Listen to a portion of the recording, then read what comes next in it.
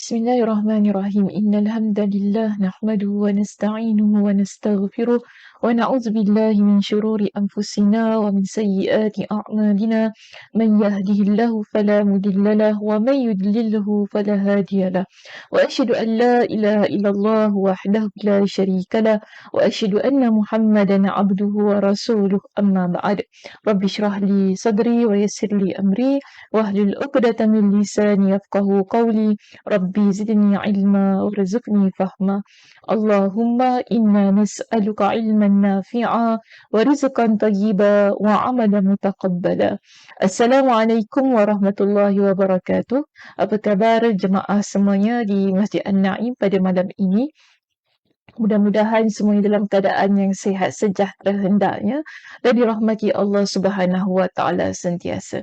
Alhamdulillah kita bertemu sekali lagi pada malam ini untuk menyambung perbincangan kitab kita iaitu 40 hadis sahih tentang kisah ghaib dan ajaib yang telah disusun oleh Profesor Dr. Sulaiman Al-Ashqari dalam kitabnya. Dan pada malam ini kita sudah berada di kisah kita yang ke-18. Okey, di muka surat 101. Jadi siapa yang ada kitab, sila rujuk pada muka surat tersebut supaya dapat sama-sama ya kita membaca hadisnya. Kemudian kita dapat mengambil pengajaran daripada perbincangan hadis itu. Baik, kita lihat di sini. Hadis ini adalah daripada Abdullah ibn Amr radhiyallahu anhu, yang mana dia menceritakan tentang apa yang diceritakan oleh Nabi sallallahu alaihi wasallam. Dan dalam hadis ini beliau menceritakan begini.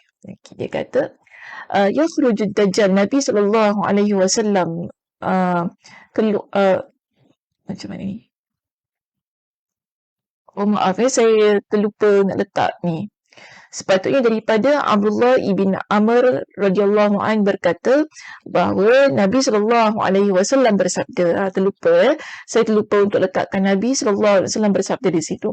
Jadi di sini hadisnya ialah daripada Nabi sallallahu alaihi wasallam ya. Bimbang nanti ingatkan ini adalah kata-kata daripada Abdullah ibn Amr.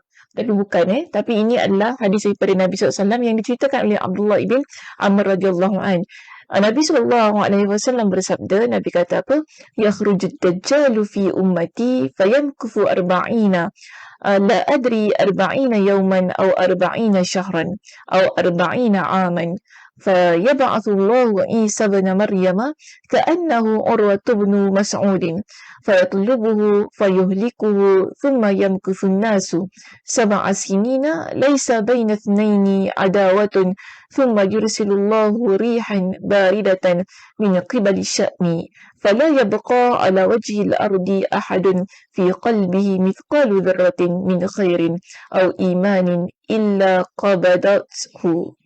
قبضته حتى لو أن أحدكم دخل في كبد جبل لدخلته عليه حتى تقبضه. Panjang ya, hadis ni panjang sekali. Kalau kita lihat buku kita pun ada 2 muka surat menceritakan tentang hadis ini. Jadi ini sebahagiannya terlebih dahulu kita baca. Jadi Nabi sallallahu alaihi wasallam menceritakan bahawa nanti akan keluar Dajjal, muncul Dajjal di tengah-tengah umat Nabi sallallahu alaihi wasallam, dan Dajjal akan tinggal bersama dengan umat Nabi sallallahu alaihi wasallam selama 40. Jadi di sini perawi maknanya yang meriwayatkan hadis ini dia tak pasti adakah 40 hari, 40 bulan ataupun 40 tahun. Wallahu alam di situ.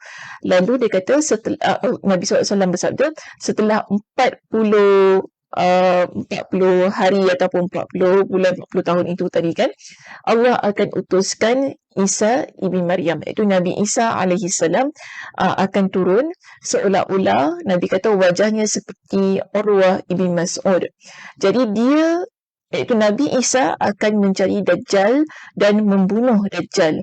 Setelah itu manusia tinggal selama 7 tahun. Jadi setelah Nabi Isa alaihi salam turun lalu berjaya membunuh Dajjal, di sini manusia akan hidup selama 7 tahun. tidak ada permusuhan di antara mereka ini, okey. Maknanya dalam masa 7 tahun itu tidak ada permusuhan di antara manusia. Kemudian Allah Subhanahu Wa Taala akan mengirimkan angin yang sejuk dari arah Syam, lalu tidak tersisa seorang yang di hatinya ada kebaikan atau keimanan seberat biji sawi pun yang tersisa kecuali diambil rohnya. Sehingga kalaupun ada seorang masuk ke dalam gunung, pasti angin itu akan mencabut nyawanya. Jadi ini yang berlaku di akhir zaman nanti, iaitu pada masa hari kiamat hampir ingin berlaku. Dajjal akan muncul selama 40 masa itu, tak tahu sama ada 40 hari, 40 tahun ataupun 40 bulan. Tadi pun dah dijelaskan. Kemudian pada waktu itu setelah 40 tahun, 40 hari, 40 bulan itu, datanglah Nabi Isa AS membunuh Dajjal. Kerana Dajjal ni dia buat banyak kerosakan dalam masa 40 masa itu. Okey, jadi bila Dajjal ini sudah berjaya dibunuh oleh Nabi Isa AS, baki 7 tahun yang ada pada umat Nabi SAW, Nabi kata apa, sepanjang 7 tahun itu tidak ada yang akan bermusuhan. Maksudnya semuanya hidup dalam keadaan aman damai. Kemudian Allah Subhanahu Wa Taala akan menghantarkan angin yang sejuk daripada arah Syam yang akan meniup, mengambil, angin ini akan mengambil setiap jiwa orang yang mana dalam hatinya ada kebaikan dan keimanan, walaupun keimanan itu seberat biji sawi. Maksudnya keimanan itu kecil sekali. Angin ini akan mengambil nyawa orang-orang yang beriman, walaupun orang yang beriman itu dia berada dalam gunung. Maksudnya dalam gunung yang tertutup. Dan bila angin itu menyelinap masuk ke dalam gunung tersebut, angin tersebut akan mencabut roh orang yang beriman. Maknanya tak ada satu pun orang yang beriman akan ditinggalkan. Orang yang beriman akan diambil nyawanya menerusi angin daripada arah Syam itu. Baik, apa yang seterusnya berlaku? Nabi SAW pun menceritakan, qala sami'tuha min Rasulillah SAW. Nabi SAW pun selanjutnya menceritakan, fayabqa syirarun nasi fi khiffatit tayri wa ahlamis sibai la ya'rifuna ma'rufan wa la yunkiruna munkaran fayatamathalu lahum syaitan fayaqulu alla tastajibun fayaqulun fama ta'muruna فيأمرهم بعبادة الأوثان وهم في ذلك دار رزقهم حسن عيشهم. Jadi Nabi SAW selanjutnya menceritakan, setelah nyawa orang-orang yang beriman dicabut menerusi angin yang bertiup daripada arah Syam itu, tinggal baki manusia yang ada di atas muka bumi ini ialah mereka yang jahat. Syirarun nas, Nabi kata. Maka tinggallah mereka yang sejahat-jahat manusia, yang berlumba-lumba mengejar syahwat dan saling menzalimi antara satu dan yang lain. Mereka tidak menyuruh melakukan kebaikan dan tidak pula mereka ini mencegah kemungkaran. Lalu Nabi SAW menceritakan, datanglah syaitan yang menjelma dalam bentuk rupa manusia. Syaitan ini pun berkata kepada mereka yang sejahat-jahat manusia ini, yang melakukan banyak sangat kezaliman, tidak pula mereka itu menjadi orang yang amar ma'ruf nahi mungkar, iaitu menyuruh kepada kebaikan dan mencegah dari kemungkaran itu. Lalu dia kata kepada mereka semua, tidakkah kamu menerima perintah? Syaitan ini tanya kepada mereka, tidakkah kamu semua menerima perintah? Jadi mereka ni yang jahat ni pun tanya kepada syaitan, apa yang kau perintahkan kepada kami? Dan syaitan ini pun menyuruh mereka menyembah berhala. Mereka semua pun menyembah berhala. Apa yang berlaku? Nabi SAW pun kata, pada waktu itu mereka yang menyembah berhala, rezeki mereka datang dengan keadaan yang melimpah ruah. sedangkan mereka itu dalam keadaan yang mensyirikkan Allah Subhanahu wa taala. Rezeki mereka itu datang melimpah ruah. Lalu Nabi SAW pun menyambung kisah ini. Nabi SAW pun menceritakan, Nabi kata apa? Thumma yunfakhu fi suri fala yasma'uhu ahadun illa asgha litan wa rafa'a litan. Qala wa awwalu man yasma'uhu rajulun yalutu hawda iblihi. قال فيسعق ويسعق الناس ثم يرسل الله أو قال ينزل الله مطرا كأنه الطل أو الزل نعمان الشك. Nu'man ni adalah perawi yang meriwayatkan hadis ini. Dia ragu mana satu ya. Fatanbutu minhu ajsadun nas. Jadi Nabi SAW pun menceritakan setelah mereka semua itu menyembah berhala, lalu datanglah rezeki dalam keadaan yang begitu banyak, mereka hidup dalam keadaan yang begitu baik, dalam keadaan mensyirikkan Allah Subhanahu wa taala itu, maka kemudian ditiupkanlah sangkakala. Tidak ada seorang pun yang mendengarnya melainkan dia mencondongkan kepala ke salah satu sudut kerana hendak jatuh atau mati. Maknanya semua akan bila dengar bunyi sangkakala itu, manusia yang hidup di atas muka bumi ini akan condong, maksudnya akan mengiring ni dalam keadaan yang mati, hendak jatuh ataupun mati, dan mengangkat kepala kerana hendak mendengar bunyi tiupan itu. Dalam keadaan yang sama, mereka juga akan mengangkat kepala nak mendengar bunyi tiupan sangkakala itu tadi. Jadi Nabi SAW pun menceritakan bahawa orang yang pertama, ini yang menjadi topik kita, tajuk kita bagi kisah yang ke-18, iaitu manusia pertama yang mendengar sangkakala ialah seorang lelaki yang sedang membaiki tempat minum untanya. Jadi katanya, lalu dia mati dan manusia pun mati. Setelah orang pertama ini dengar sangkakala itu, dia mati, semua yang lain juga mati kerana mendengar bunyi sangkakala tersebut. Dan di sini kemudian Allah mengirimkan atau satu boleh buang tu nanti, atau katanya menurunkan hujan seakan-akan ia embun atau hujan, lalu tumbuh daripadanya jasad-jasad manusia. Setelah semua yang ada itu mati, lalu Allah Subhanahu wa taala turunkan hujan, daripada hujan itu jasad-jasad yang mati kemudian bangkit semula. Kemudian Nabi SAW pun menceritakan tentang bunyi sangkakala yang kedua. Okey, jadi summa yunfakhu fihi ukhra, kemudian ditiupkan sangkakala yang berikutnya, itu sangkakala yang kedua. Fa idahum qiyamun yanzuruna thumma yuqalu ya ayyuhan nas halumma ila rabbikum waqifuhum innahum mas'ulun. Qala thumma yuqalu akhriju da'fan nar fayuqalu minkam fayuqalu min kulli alfin tis'ami'atin wa tis'atan wa tis'in. Qala fadhaka yawma yaj'al wildana shiba wa dhalika yawma yukshafu an saqin. Jadi di sini Nabi SAW pun menceritakan setelah semuanya terkena dengan air hujan yang diturunkan oleh Allah Subhanahu wa taala itu, sangkakala yang kedua pun ditiupkan. Apabila sangkakala yang kedua ditiupkan, bangunlah mereka semua tiba-tiba berdiri menunggu keputusan masing-masing. Maknanya berdiri di hadapan Allah Subhanahu wa taala untuk dihisap oleh Allah Subhanahu wa taala. Setelah itu baginda bersabda, wahai sekalian manusia, kemarilah menuju Rabb kalian dan tahanlah mereka di tempat perhentian kerana sesungguhnya mereka akan ditanya. Maknanya mereka akan terus menuju ke padang mahsyar, dan pada waktu itu mereka akan dihisap dan ditanya di padang mahsyar tersebut.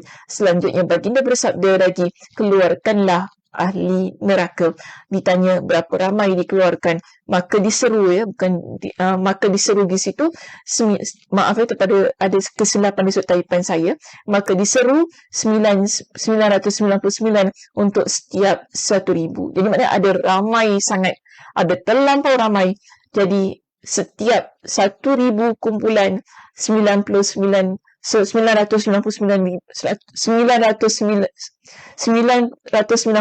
orang akan dikeluarkan daripada jumlah 1,000 orang. Okey, baginda bersabda, itulah hari yang menjadikan anak-anak berudan dalam surah Al-Muzammil ayat yang ke-17, dan itulah hari betis disingkapkan.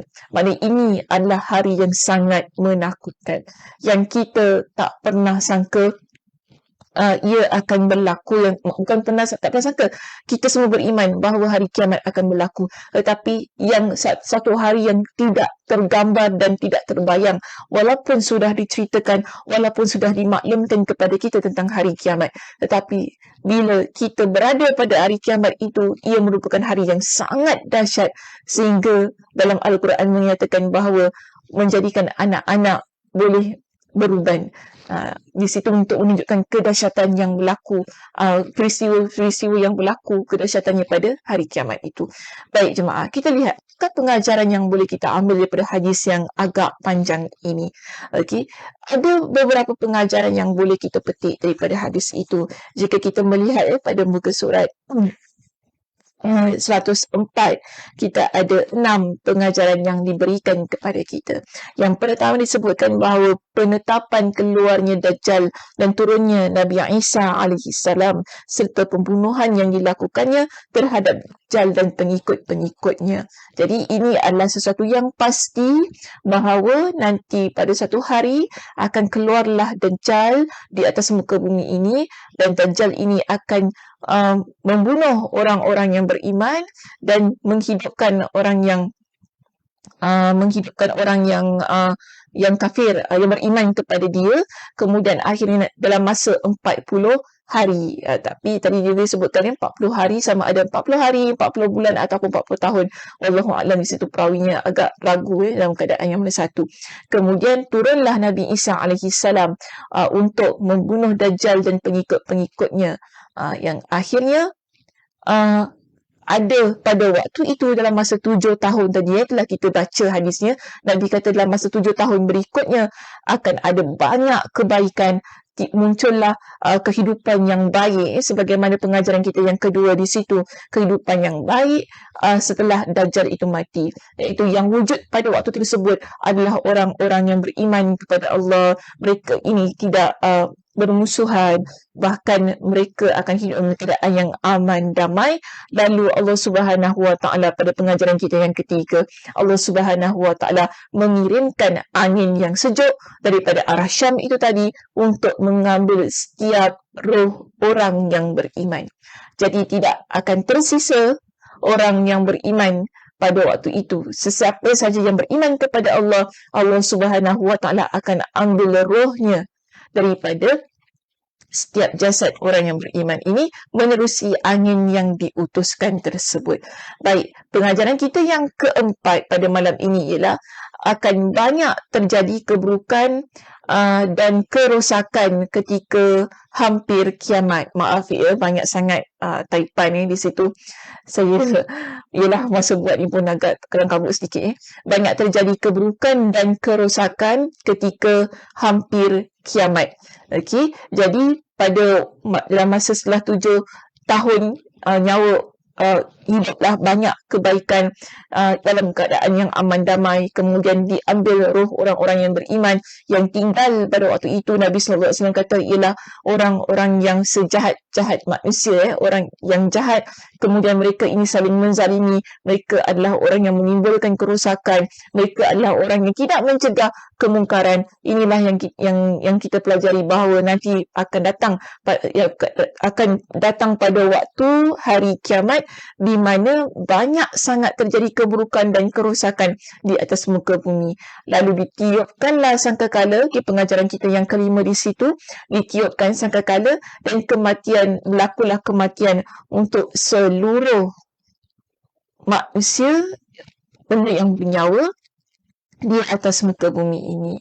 Pada had itu manusia berdiri di hadapan Tuhan sekalian alam, iaitu setelah berlakunya tiupan sangkakala yang kedua, kita akan dapati bahawa setiap manusia yang hidup daripada zaman Nabi Adam, kan, daripada manusia yang pertama hinggalah kepada manusia yang terakhir, akan berada di hadapan Allah Subhanahu Wa Taala untuk diadili di padang mahsyar kelak. Jadi inilah yang Nabi SAW ceritakan kepada kita tentang sebuah kisah yang pelik, kisah yang gaib, ya, tentang keadaan dan situasi yang akan berlaku ketika hampir terjadinya hari kiamat. Dan kita mohon berdoa banyak-banyak kepada Allah Subhanahu Wa Taala agar Allah Subhanahu Wa Taala selamatkan kita, pelihara kita, lindungi kita daripada kedahsyatan hari kiamat, dan seterusnya Allah masukkan kita ke dalam syurganya. Namun dengan syarat, kita pada hari ini, bagaimana diri kita, kepribadian kita, amalan kita, adakah kita layak untuk masuk ke dalam syurganya? Ia bergantung juga atas rahmat Allah dan bagaimana amalan yang kita lakukan ataupun sifat dan kepribadian kita di atas muka bumi ini. Okey jemaah, itu sahaja perbincangan kita pada malam ini. Terima kasih di atas perhatiannya. Mohon maaf di atas kekurangan yang ada pada slide saya untuk malam ini, dan juga mungkin agak sedikit suara tak nak keluar dan sebagainya. Mohon maaf. Mudah-mudahan Allah Subhanahu Wa Taala memberikan kepada kita dengan kesihatan, kelapangan masa, dan kita dapat bertemu pada pembelajaran kita di minggu hadapan. Saya tutup dengan tasbih kafarah. Subhanakallahumma wa bihamdika asyhadu an la ilaha illa anta astaghfiruka wa atubu ilaik. Assalamualaikum warahmatullahi wabarakatuh. Jemaah yang budiman, ayuh sama-sama kita dirikan kediaman kita di Jannatul Naim kelak. Masjid An-Naim memerlukan sejumlah $500,000 untuk menambah baik ruangan solat dan bangunan masjid bagi keselesaan dan ketenangan ibadah para jemaah. Saya doakan agar setiap infak yang dihulurkan diberikan pulangan oleh Allah Subhanahu Wa Taala dengan berlipat kali ganda di dunia dan akhirat nanti. Amin ya rabbal alamin.